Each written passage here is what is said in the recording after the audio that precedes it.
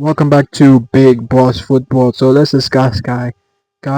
Jose Mourinho is looking for signings in three positions. Number one, a centre back, a midfielder, and a striker. Any centre back signing will also depend on Real Madrid centre back, on a Real Madrid centre back getting sold to free up a spot. Real Madrid were looking at Nico Schlotterbeck as an option at centre back this summer, but his recent injury makes it unknown if he will move this summer or not. Schlotterbeck is injured. That's not good.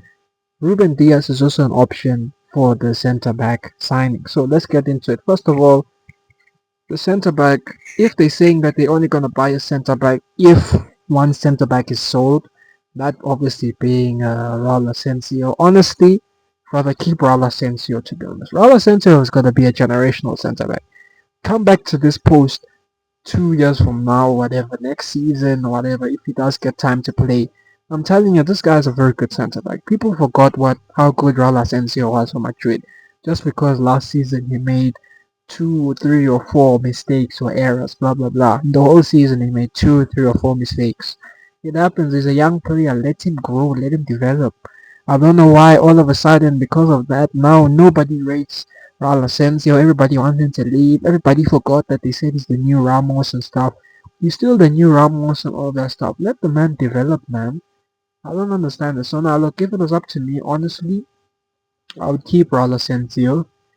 I'd buy another centre back, but I'll still keep Raul Asensio. But if you have no choice and you have to get rid of Asensio to buy a new centre back, then I'd just rather keep Raul Asensio. Militao would have been a good option to sell. The problem with Militao is that he's injury prone, but I would love to believe that Militao can stop being an injury prone player. But I think now he won't be as much injury prone as before because now we have a lot of options, Kanate and all of that stuff.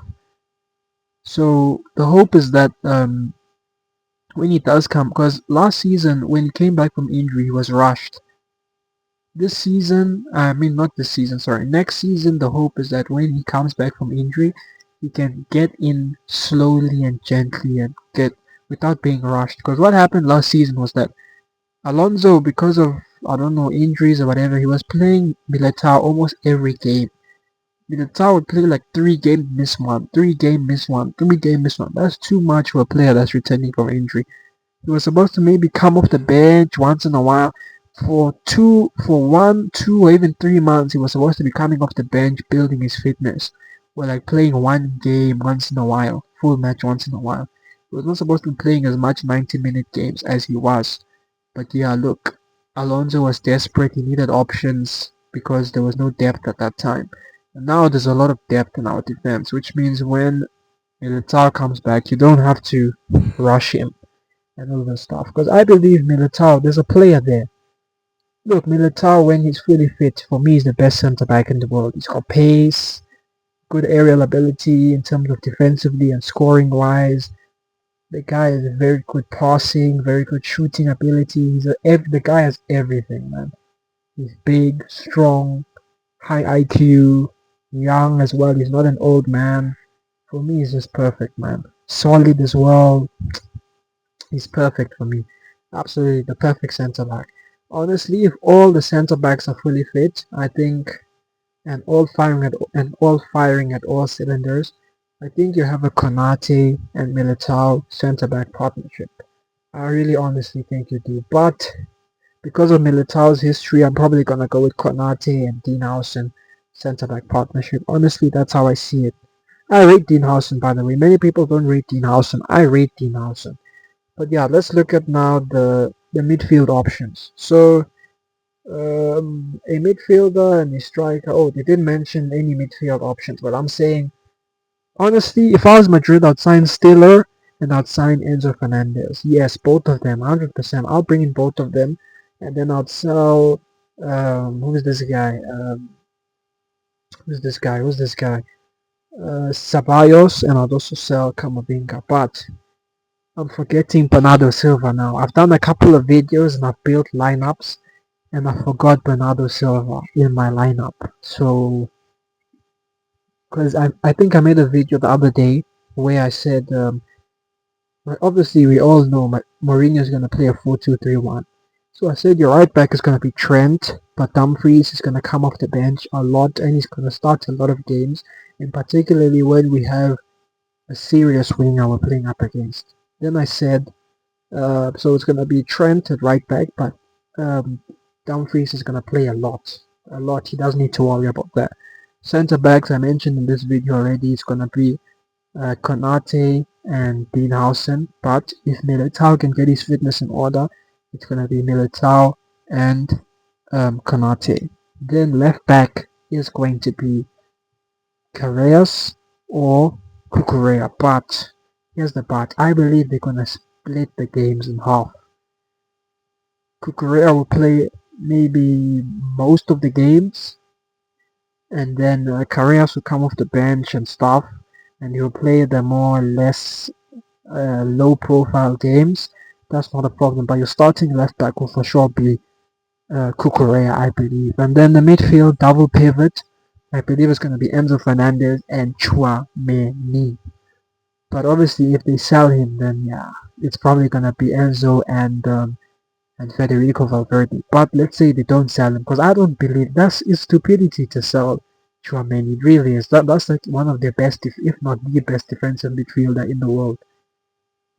Every team needs a defensive midfielder. You can't have a team where you don't have a single defensive midfielder. Absolutely not. So no, I'm saying your two defensive midfield, your pivot is gonna be Enzo Fernandez and Chouameni. Number 10, Jude Bellingham, Jude Bellingham. Jude Bellingham is going to be number 10, but Goulet is going to come off the bench for 10, 15 minutes, maybe 30 minutes every game.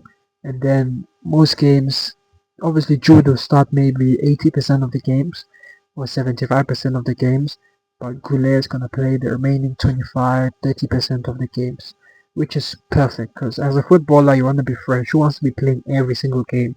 And then left wing, I don't need to talk about left wing. We all know Vinicius Jr. is going to play, start every match there.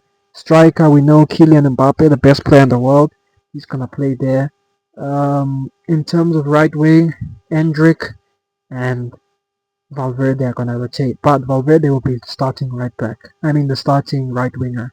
And I believe Federico Valverde's favorite position, if you ask him, he'll say he loves to be a right winger. Because then he's scoring goals, he's involved in the attack. We saw against Man City last season where he scored the hat-trick at the Bernabeu. And also at the Etihad. He had a lot of freedom. I believe that's his favorite position. Not necessarily midfield. Midfield, I'd say, I think is his second favorite position. But his favorite position, I can bet you, is right wing. He's going to play, obviously, majority of the games. But Endrick is going to come off the bench almost every game for the last 25, 30 minutes or 10, 15 minutes every game. And also he'll start some of the low profile games like against Elche, Espanyol and those type of teams. But I did that lineup, but I forgot to mention Bernardo Silva. Now, Bernardo Silva, it's possible that they buy Enzo Fernandez, but then they don't buy a Stiller and those type of names. They rather use Bernardo Silva as the deep line playmaker, like Cruz and all of that stuff. I don't see a world where Bernardo Silva is playing right wing. I think it's impossible for Bernardo Silva to play right wing at Madrid. For me, Federico Valverde and Endrick are better options at right wing. Number 10, of course, you have Goulet and you have Bellingham, so I don't see Bernardo Silva playing there. I think Mourinho sees Bernardo Silva as a Cruz profile. And I think he can play that because the guy has elite passing, he can control the tempo of a game, no problem. Enzo can as well. But I think they're going to use Enzo in the midfield, but they're going to use Bernardo Silva a lot at the Cruz profile. Bernardo Silva is not going to start every game or even start half of the games. Maybe he'll start if Madrid play, let's say Madrid play 100 games next season. I think Bernardo Silva will play like 40 of them.